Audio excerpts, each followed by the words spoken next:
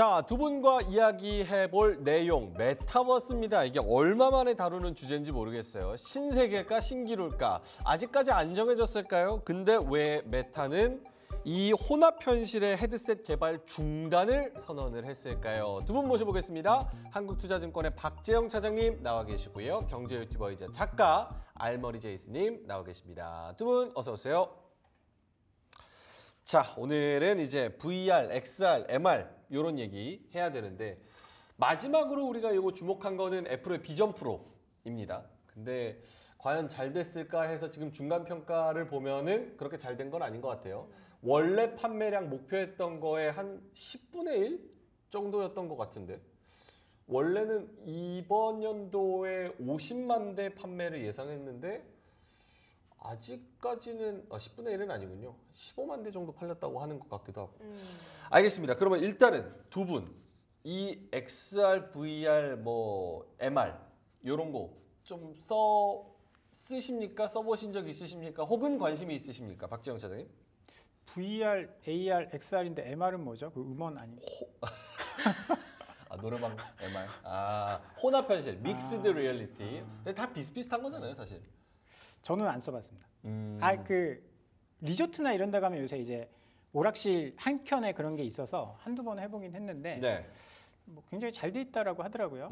저는 안 써봤는데 저는 잘 안 될 거라고 예전부터 그 비전 프로, 네. 비전 프로 공개했을 때부터 안 될 거라고 저는 거의 생각하고 있는 사람이었고 그 이유는 소프트웨어가 없기 때문입니다. 컨텐츠의 부재. 하드웨어가 소프트웨어를 조금 발생시켜 줄 수 있으면 좋은데 그런 상황은 아니고 비전 프로나 그 메타에서 나오는 이름이 뭐였죠? 어떤 거? 메타에서 하는 메타 퀘스트. 일단은 비전 프로는 가격이 너무 비쌉니다. 400만 원, 500만 원 하죠. 400만 원, 500만 그렇죠. 원 하는데 그래도 살 사람은 산다. 살 사람은 산다라고 하는데 대부분 지금 전기차도 캐즘에 빠져 있다 그러는데 그건 더 할 거예요. 스마트폰 200만 원인데 스마트폰은 다 사지 않느냐. 그거랑 조금 다릅니다. 처음에 보급될 때는 우리가 100만 원짜리 스마트폰을 어떻게 샀냐면 통신사 지원이라는 명목하에 할부로 샀어요. 근데 여기도 그럴 수 있을 것이냐. 저는 쉽지 않을 거라고 보거든요. 그러면 가격이 큰 폭으로 다운되지 않는 한 지금 엑스박스나 플레이스테이션이 한 6, 70만 원 하는 걸로 알고 있는데 그런가요? 그 정도 하나요? 저는 최신 모델은 좀 더 비싸. 조금 더 비싸고 7, 80만 원. 7, 80만 원 하는 걸 그 정도 가격대까지 떨어지지 않는 한 보급화되긴 쉽지가 않을 것 같다라는 생각입니다. 이게 참 VR 시장에서도 고민인 게 가격은 어떻게 보면 전기차랑 비슷하네요. 가격은 내려야 되고 컨텐츠는 올려야 되는데 컨텐츠는 사실은 이게 대중화가 되지 않으면 자연스럽게 들어오지 않고 아직은 그런 그래픽이나 이런 부분에서도 좀 어지럽다는 분들도 있고 이래서 여기도 캐즘에 빠져있는 그런 상황 아닌가? 약간 이런 생각이 좀 들긴 합니다. 우리 제이스님은 써보셨는지 자료도 준비하신 것 같은데? 저는 일단 헤드셋 같은 경우에는 그냥 휴대폰 꽂아가지고 쓰는 그 제일 간단한 형태의 헤드셋 갤럭시용으로. 네, 그걸 옛날에 한 5분 정도 써봤고요. 5분 정도. 4년 지난 것 같아요. 네. 그리고 이제 이제 메타버스 서비스 우리나라로 치면 대표적인 게 이제 네이버 제페토인데 이거는 제가 좀 공부를 하고 싶어서 네이버 제페토 그 메타버스 서비스에 기웃거린 적은 있어요. 내가 투자자라면 이런 거는 한번 써봐야 된다. 그런 마음에 들어갔는데 그러니까 계정 생성하고 아바타의 ODP라고 그러는데 제가 40을 앞둔 나이로 그 아바타를 꾸미기가 너무 부끄러운 거예요. 네. 그래서 결국에는 그 헐벗은 채로 그대로 나왔어요. 그래서 지금 온라인 어디에 헐벗은 제 그 아바타 계정이 홀로 이제 알겠습니다. 정적을 헤매고 있을 거예요. 알겠습니다. 아니 두 분 다 적극적으로 안 쓰셨다는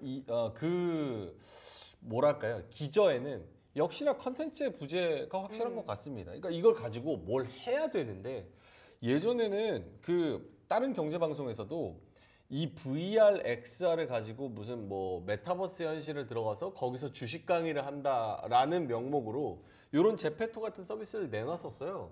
근데 실제로 그냥 유튜브 보고 채팅창에서 채팅하는 거랑 별반 다르지 않아서 그것도 이제 사업을 접게 됐거든요. 그런 거 생각하면 이걸로 과연 뭘 할 수 있을까에 대한 그런 뚜렷한 해답은 아무도 지금 내놓지 못하고 있는 것 같습니다. 그나마 제가 좀 대학생 때 네. 저희 학교 신설 건물에 메타버스 연구실이 새로 생겼었어요. 지금은 없어졌죠? 지금 있어요? 있을걸요? 그래요? 네, 제가 졸업하기 전에 메타버스 세계에 있어가지고. 존재하는 거 아니에요? 그게 이제 연구실 화학약품 같은 거 쓰면 위험하잖아요. 아. 그러니까 그 안에 가상 세계를 만들어가지고 이거하고 조합했을 때 어떤 변화가 일어나는지를 끼고서 볼 수 있더라고요. 그런 식으로 좀 연구실이 마련되어 있긴 했었는데 저도 그런 거 외에는 딱히 이거 좀 기막히다 했던 게 없었던 것 같아요. 그렇네요. 약간 쓰는 데서는 확실히 쓸 수 있는 데가 있는데 뭐 공사장이나 산업이나 뭐 건설이나 이렇게 3D 뭐 블루프린팅을 해가지고 하는 거는 쓰이는데 박지영 차장님한테 이게 지금 우리 일상생활에서 얼마나 사용되고 있을까?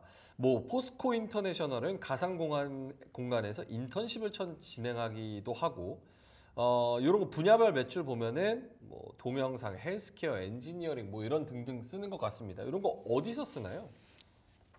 현실적으로 안 쓰죠 이제. 현실적으로는 안 네. 쓴다. 왜냐하면 우리가 팬데믹 때 저런 것들이 우후죽순 늘어났습니다.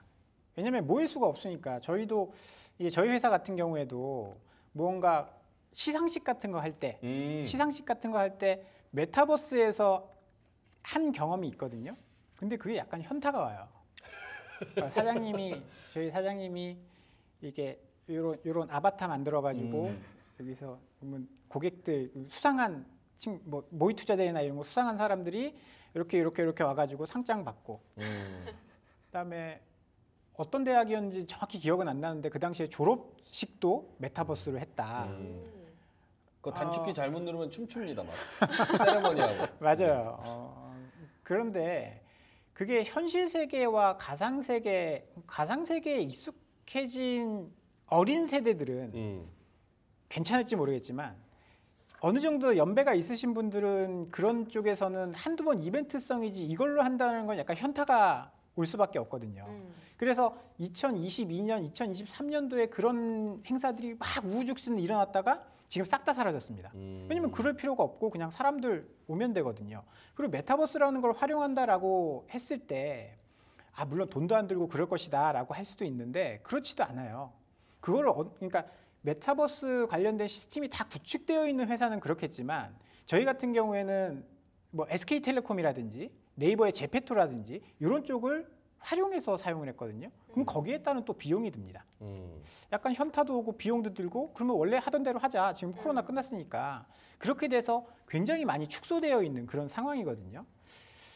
그래서 현실적으로 이게 많이 늘어나려면 저는 그렇게 생각합니다. 여기에서 나오는 실익이 있어야 된다. 실익. 실익이 있어야 된다. 이게 뭐 사실 비용 절감 측면에서 어마어마하게 좋다던가 그다음에 아니면 고객을 뭐 많이 끌어들일 수 있는 뭔가 요인이 있다던가 그런 것들이 있어야 되는데 지금 현실상으로는 그렇지 않은 상황이라서 실익도 없고 효과도 없는 그런 상황이라서 기업체들이 많이 조금 축소하고 있는 그런 상황인 거죠.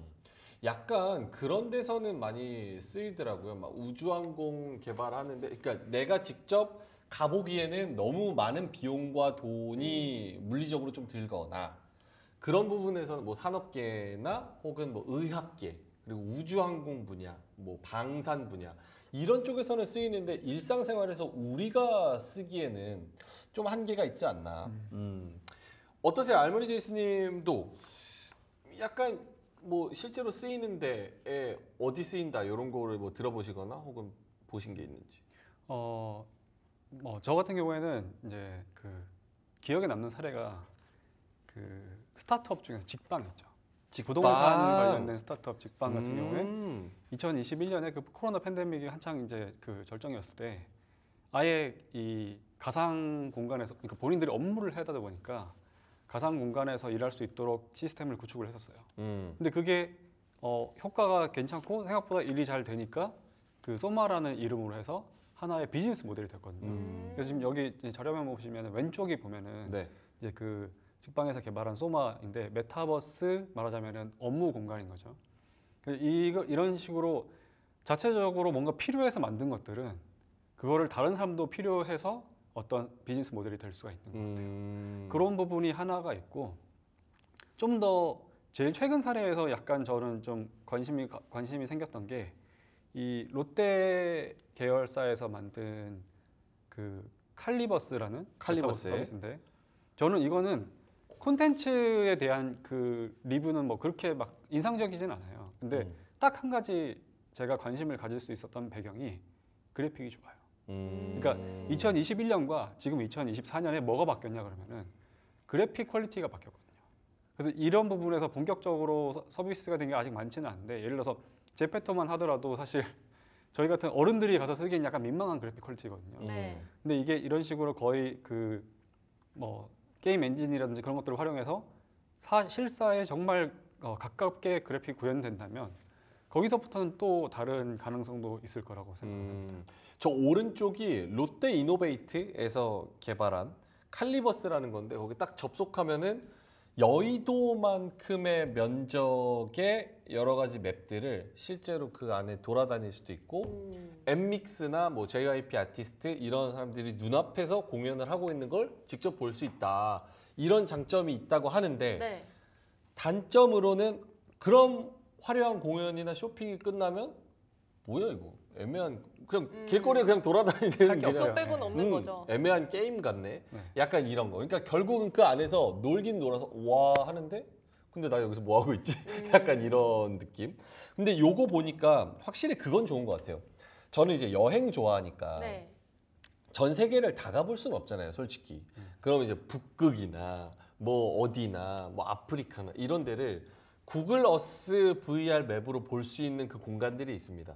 거기 들어가서 VR을 쓰면은 실제로 거기 간 것 같은 이런 여행이나 이런 부분에서는 좀 장점이 있을 것 같은데 좀 더 개발되면. 뭐 저는 아니에요? 안티 메타버스입니까 오늘 컨셉이? 저는 이제 메타버스가 가야 될 방향에서 좀 생각을 많이 했는데 네. 그래요. 그렇게 해서 여행을 가는 것과 물론 이제 자율적이라는 건 있겠죠. 저도 이제 여행 프로그램 굉장히 좋아해서 다큐멘터리 채널이라든가 이런 거 보면서 저기는 저런 생활을 하는구나. 근데 현지 생활을 보는 것과 거기서 메타버스를 보는 것과 그 다큐멘터리를 통해서 보는 것과 어떤 큰 차이가 있을까? 이게 이 메타버스가 실패한 이유가 그런 거거든요. 그냥 저희 가서 보면 되는데 가서 본 것과 다르지 않는데 이런 것들이거든요. 그러니까 체감 효용성이 그렇게 높지는 않다. 그렇죠. 와 이거 정말 대단하다. 뭐 냄새까지 막 나고 주변 사람들과 만나서 이야기도 할 수 있고 바람도 불고. 근데 그런 건 아닐 거잖아요. 아직까지는. 그렇죠. 그게 어려운 건데 제가 생각하는 거는 무조건 돈이 돼야 된다라고 생각합니다. 우리가 경험하지 못한 것들을 할 수 있게 우리 이제 메타버스의 시초격이라고 할 수 있는 게 싸이월드거든요. 싸이월드. 싸이월드가 왜 잘 됐을까? 지금 와서 생각해 보면 정말 별거 아닙니다. 싸이월드. 그냥 홈페이지에 누가 와서 방문록 남겨놓고 내 사진 보고 그렇죠. 그런 거예요. 지금 뭐 페이스북이라든지 트위터라든지 X라든지 그다음에 인스타그램 뭐 그런 용도로 사용을 했었는데 그렇게 잘 될 수 있었던 거는 휴대폰이 나오면서 휴대폰에 카메라 기능이 장착이 됐습니다. 그러면서 내가 예전에는 막 필름 카메라 찍고 인화해야 되고 현상해야 되고 스캔해서 올려야 되고 그런 거 없이 그냥 바로 올릴 수 있게 되면서 싸이월드가 굉장히 큰 붐을 일으켰거든요. 그렇죠. 그게 메타버스 현실이어서 그 친구가 내 싸이월드에 와서 나의 세계를 보는구나 이건 아니었어요. 새로운 디지털 카메라라는 게 이제 나오면서 굉장히 커졌었던 거고 이번에 이 메타버스가 굉장히 급부상하게 된 팬데믹 기간에 급부상하게 된 요소를 제가 3가지 정도로 한번 들어봤는데 네. 네. 첫 번째는 팬데믹.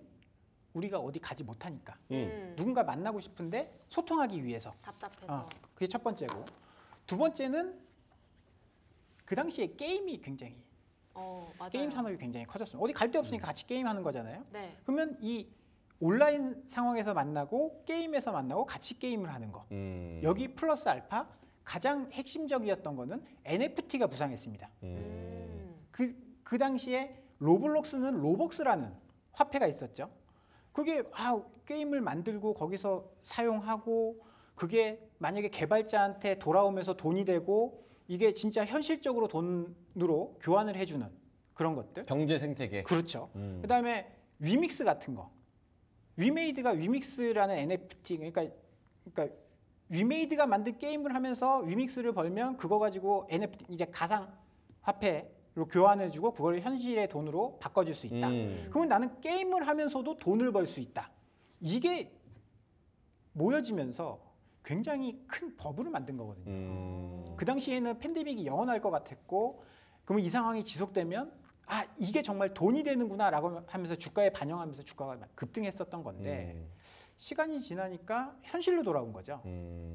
이게 NFT가 급락하고 유동성이 빠지고. 그렇죠. 네. 약간 현실을 딱 돌아와 보니까 메타버스가 현실에서 우리가 가질 수 있는 감정을 메타버스에서는 조금 갖기가 아직은 역부족이구나 이런 거를 좀 체감한. 알겠습니다. 그래서 뭐 좋은 얘기 그리고 이전에 있었던 얘기는 여기까지 하고 네. 이거를 오늘 저희가 왜 갖고 왔냐면 사실은 요 VR, AR 헤드셋 이러면은 사실 메타 퀘스트가 거의 1등이라고 해도 과언이 아닌데 메타가 프리미엄 VR 헤드셋 개발을 중단했다고 합니다. 왜냐? 애플 비전 프로 보니까 너무 안 팔린다. 애플 비전 프로가 목표가 30-40만 대, 크게 보는 데는 50만 대까지도 있었습니다. 근데 지금 여태까지 팔린 거를 보니까 10만 대 팔렸습니다. 네, 2분기에 10만 대, 3분기에 2-3만 대 예상. 요 정도. 그러니까 생각했던 것보다는 크게 낮은 수준이어서 이거 프리미엄 헤드셋을 개발하더라도 저꼴 날 수 있겠다. 비싸게 팔아도 컨텐츠 없으니까 아예 안 팔리는구나라는 생각에 개발 중단을 했다고 합니다. 그래서 여기 메타도 그렇고 우리나라도 메타버스 산업에 손댄 국내 기업들도 꽤 많다고 하더라고요. 넷마블, 싸이월드, 컴투스, 넥슨 이런 애들도 일단은 손을 좀 뗐습니까, 기업들이? 그렇죠. 일단 21년에는 이게 큰 돈이 될 것 같아서 다들 시작을 했는데 그 사이에 몇 년이 지나면서 이게 돈이 안 된다는 것 때문에 자연스럽게 철수를 한 것 같아요. 결국에는 이제 박찬님 말씀하신 것처럼 기업은 돈을 벌어야지 그걸 계속 파는 건데 이게 사주는 사람이 없으면은 아무리 새로운 기술이라고 하더라도 그걸 사가는데 한계가 있는 것 같습니다. 그래서 이런 기업들이 메타버스에서 손을 뗐고 실제로 박 차장님 요 지금 메타나 이런데 VR 헤드셋, AR 안경 매출 보니까 이게 또 뚝 떨어진 그런 통계가 있습니다. 2021년, 2022년까지 괜찮았는데 뚝 떨어져요. 실제로 기업에서도 하드웨어 파는 데서도 저렇게 좀 체감을 하는 겁니까? 일단 메타가 이렇게 손을 뗀 이유는 손을 뗀 건 아니죠. 이제 고사양 헤드셋 개발을 좀 중단한 이유는 작년에 5조에서 6조 영업 손실이 났다라는 기사가 있었어요. 그러면 사실 애플은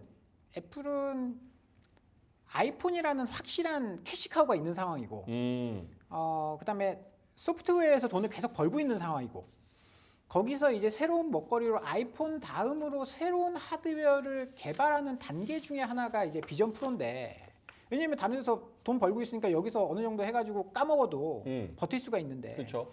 메타는 그렇지 않다라는 뜻이에요. 지금 그리고 돈이 들어갈 때가 굉장히 많습니다. 메타가 인공지능 한다고 HBM을 세계에서 두 번째로 많이 사들이는 기업. 그러니까 거기서 몇십 조가 들어가는데 여기 개발해서 막 5조, 6조씩 까먹어 버리면 안 되는 거죠. 선택과 집중을 해야 되는 거다. 그렇죠. 돈이 무한정 많다라고 하면 여기도 하고 저기도 하겠지만 그 정도는 아니고 천문학적인 비용이 들어가다 보니까 이거 지금 당장 돈 안 될 것 같은데? 라고 하면서 중단을 해버린 거고, 애플도 공식적으로 중단이나 이런 이야기는 하지 않고 있지만 비전 프로에 대해서 이야기가 안 나오고 있잖아요. 그러면 아직까지는 기업들이 봤을 때 이게 조금 먼 미래의 일이다라고 생각을 하고 있는 것 같습니다. 현실적으로. 저렇게 작년에만 메타 1년에만 한 20조 원씩 까먹으니까 저걸로 어. 이걸로 해. AI 칩만 사도 몇 개야 이런 생각이 들 법하죠. 지금 뭐 경쟁을 하고 있으니까. 그래서 많은 우리 국내 기업들 그리고 글로벌 기업들이 다 메타버스 쪽에서는 조금 규모를 축되어 줄이고 있다. 있다. 근데 아까 차장님께서 메타버스가 잘 안 되는 게 아직까지는 실익이 안 나와서 그렇다라고 얘기를 해주셨는데 또 AI는 계속 수요가 탄탄하게 있잖아요. AI. 네, 만약에 메타버스에 AI가 들어온다면 오. 메타버스의 사업성도 조금 좋아질 수 있지 않을까 싶은데 만약에 AI 함께 한다면 작가님께서는 메타버스의 전망, 사업 전망 어떻게 보세요? 사실 저는 AI도 그렇게 좋게 안 봐가지고. 그런가요?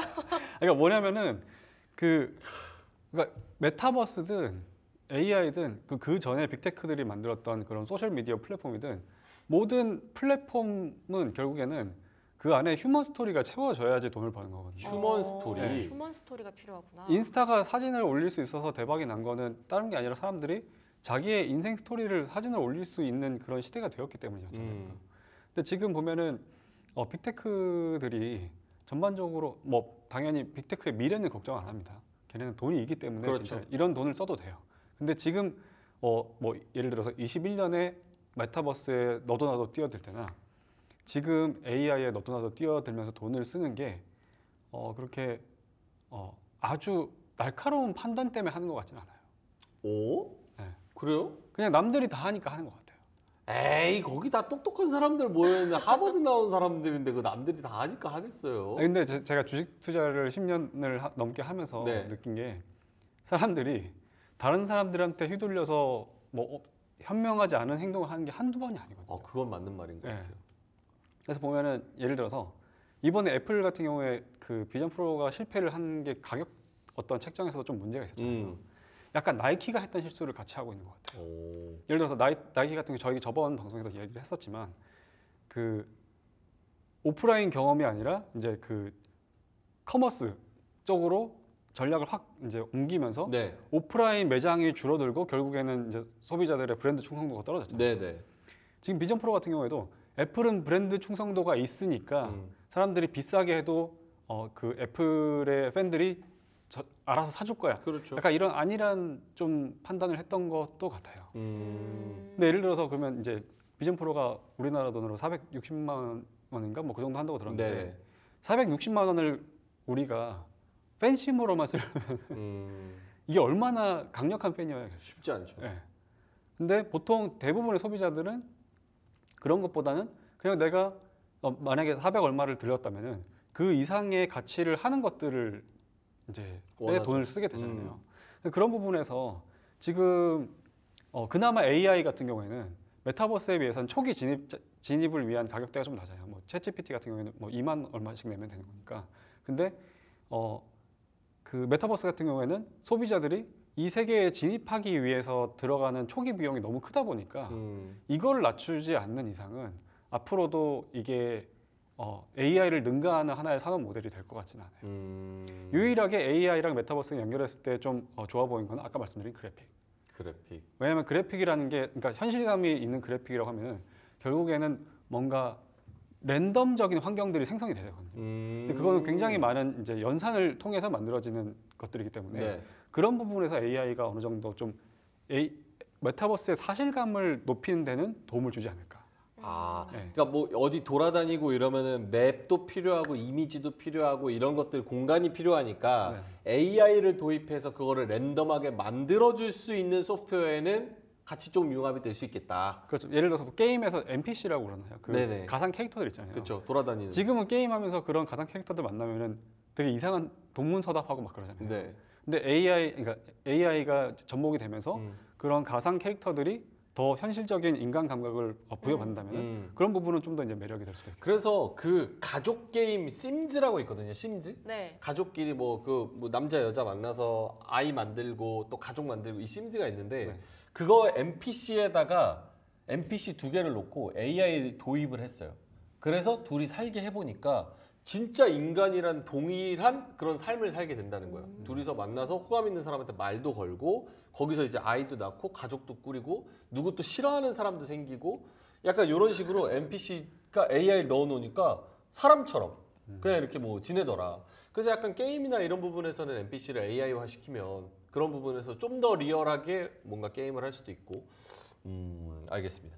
박재영 차장님한테 VR을 쓰고 카메라가 여러 개 달려 있으니까 AI를 거기다 도입한다.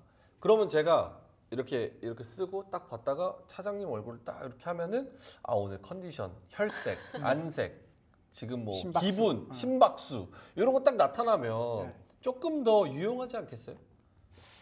아 글쎄요, 제 입장에서 기분 나쁠 것 같아요.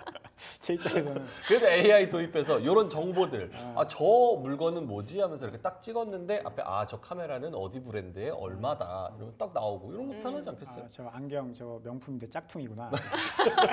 약간 브랜드가 약간 꾸겨졌네 약간 이런 느낌으로. 그렇죠. 뭐 그런 거에 대한 활용성 굉장히 높을 것이라고 10년 전부터 나왔었죠. 저희 구글 글래스가 아마 개발 시작한 게 10년이 넘었을 거예요. 구글 글래스가 나온다고 했을 때 그때는 이제 AR이라고 했죠. 그쵸. 그래서 구글 글래스를 통해서 여기 건물을 보면 건물 안에 병원을 딱 보면 그 병원에 대한 정보가 쭉 나오고 막 그랬는데 일단 그 당시에는 법적인 문제로 진행이 아마 중단됐을 거예요. 법적인 문제로 중단됐고 근데 지금은 또 그런 것들이 많이 좀 바뀌었을 거고 이런 메타버스의 AI가 도입돼서 뭐 좋은 점도 굉장히 많겠죠. 좋은 점도 굉장히 많을 거고 근데 그 부분에 대해 우리가 어느 정도 적응하는 기간은 좀 필요할 것 같습니다. 아까 제이슨님이 이야기하신 것처럼 그 안에 휴먼 스토리 굉장히 중요한데 그 휴먼 스토리를 우리가 어떻게 받아들일 수 있을 것이냐, 전 그것도 중요하다라고 보거든요.